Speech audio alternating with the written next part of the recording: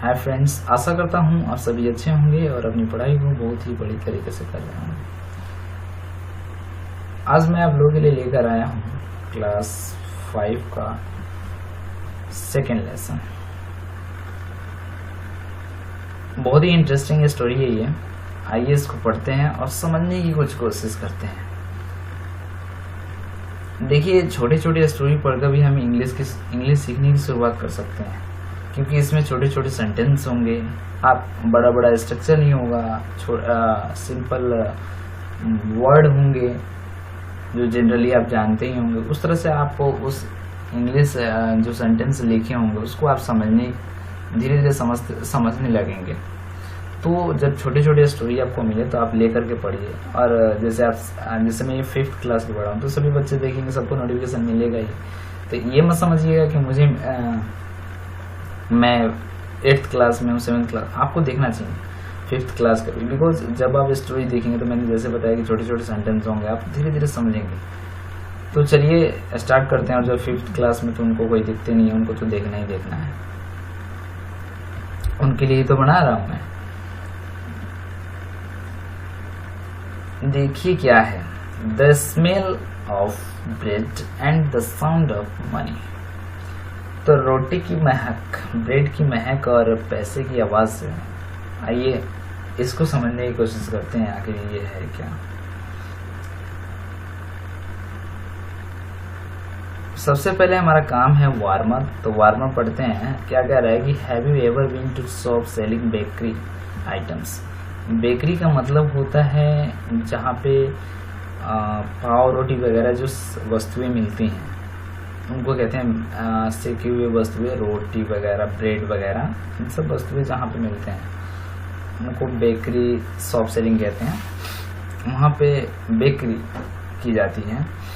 तो उस तरह के दुकान पे आप कभी गए हुए हैं। दूसरा क्या है कि have you smelled the delicious product there. तो आपने वहाँ पे क्या स्वादिष्ट वस्तुएं, प्रोडक्ट्स का सुगंध लिया है। हाउ डिड यू फील, और आपने कैसा महसूस किया है।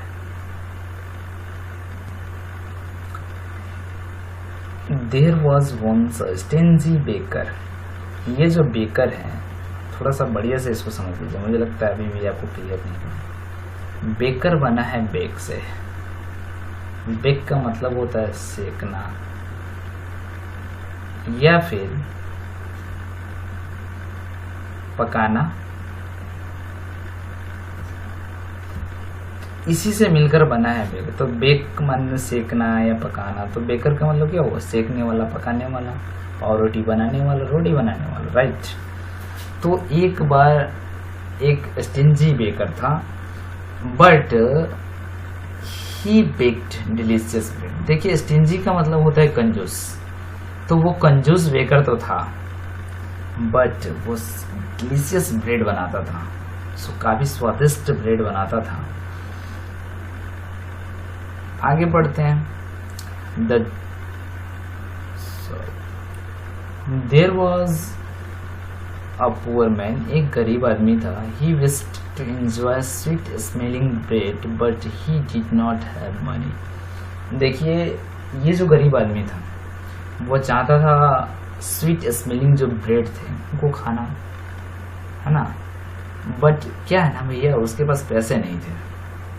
गरीब आदमी था, चाहता तो था कि हम भी स्वादिष्ट जो सुगंध आ रहे हैं, मतलब मीठा जो स्मेल आ रहा है ब्रेड का, उसे खाना चाहता था।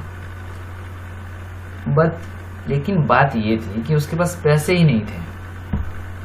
सो इसलिए he would stand outside the bakery every day. Bakery का मतलब वो जो सामान वस्तुएं बेचने वाले जो दुकान था, उस पर क्या हो जाता था, उसके आउटसाइड खड़ा हो जाता था प्रतिदिन। और क्या करता था, enjoying the nice smell of baking bread. कि वो जो बन रहे थे स्वीट स्मेलिंग ब्रेड, उनको सूंघ करके इंजॉय लेना। कहते हैं ना कि सूंघ कर ही पेट भर लिया। भाई, इतना स्वादिष्ट खाना बना है कि सूंघ कर ही पेट भर गया। तो वो क्या करता था, सूंघ कर ही अपने अपने को मना लेता था, पेट भर लेता था अपना। The baker was very angry with the poor man, और वो जो बेकर था वो गरीब आदमी से बहुत ज्यादा नाराज हो गया। ही फेल्ट, उसने महसूस किया दैट कि anyone who smelled his delicious product should pay for the smell. अब देखिए, कोई भी उसके जो डिलीशियस प्रोडक्ट का सुगंध लेता है तो उसे पे करना चाहिए फॉर स्मेल, सुगंध के लिए, सूंघने के लिए भी उसको पे करना चाहिए, उसको पैसे देना चाहिए। इसको ये लगा, so he took the poor man to court, इसलिए उस पुअर मैन को कोर्ट लेकर गया, न्यायालय लेके गया। अब देखिए क्या होता है।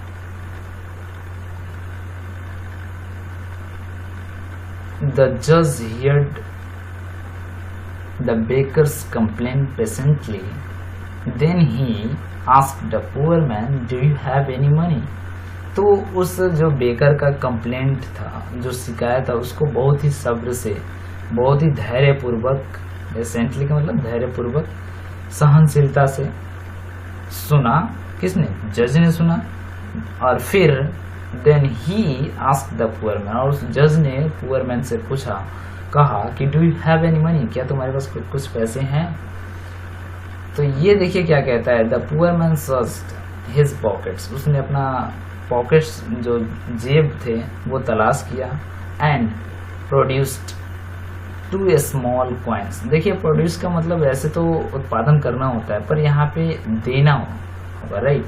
तो उसने 2 छोटे कॉइन दिए, सिक्के दिए। This is all the money I have, बस इतना ही मेरे पास पैसे हैं। ही सेड टू द जज, उसने जज से कहा। द जज टुक द मनी, उसने मनी लिए किससे? जज ने लिया from the poor man, poor man से पैसे लिए। द बेकर वॉज डिलाइटेड, बहुत खुश हुआ है। ही स्माइल्ड, उसने वो मुस्कुराया। कौन? Baker. Eagerly held out his hand to take the money from the जज। तो और बड़ी उत्सुकता से क्या किया कि अपने हाथों को पकड़ा, किसके लिए? पैसे लेने के लिए। फ्रॉम द जज से पैसे लेने के लिए अपने दोनों हाथों को पकड़ लिया। चलिए, अब मिल रहा है पैसे। आगे देखिए क्या होता है। बट द जज did not give money to the baker, उसने बेकर को पैसे नहीं दिए। बाहर मतलब उसे पैसे नहीं दिए, जज ने किसे पैसे नहीं दिए? बेकर को पैसे नहीं दिए। ही ओनली जिंगल्ड द कॉइन टुगेदर, उसने क्या किया? जिंगल का मतलब खनखनाना, झंझनाना, टनटनाहट की आवाज करना। तो उसने क्या किया, जो जज थे उन्होंने क्या किया कि जो सिक्के थे उनको खनखनाया, खाली उसका आवाज निकाला खनखनाने की। देखिए क्या होता है। He then turn them to the poor man, और उसने क्या किया कि उसको गरीब आदमी को दे दिया, सेइंग, ये कहकर कि punishment should be fit the crime, अपराध के लिए सजा जो है उचित होना चाहिए, योग्य होना चाहिए। सही बात है। द प्राइस या मूल्य for a smell of the bread, जो ब्रेड का स्मेल का जो मूल्य है, should be the sound of money, बराबर साउंड के मनी के बराबर होना चाहिए, राइट? साउंड के मनी के साउंड होना चाहिए। मनी का साउंड जो आवाज था, पैसों की जो आवाज थी, हो गया। जैसे तुमने रोटी का या पाव रोटी का क्या किया, हमने सुगंध लिया तो आपने भी तो सुन लिया भैया मेरे पैसे की आवाज, बात बराबर हो गया। यही है ना कि punishment should fit the crime, अनुकूल होना चाहिए, उसके ही उचित होना चाहिए, योग्य होना चाहिए। ऐसे कि थोड़ा ना कि छोटा सा मैंने क्राइम छोटा सा किया आप सजा बढ़ा दे देंगे, ऐसा नहीं होगा। तो जज ने बिल्कुल सही फैसला किया। अगर आप इस प्रकार के और भी वीडियो चाहते हैं तो just comment the below comment section, I will upload video as you want. Thank you, thanks for watching.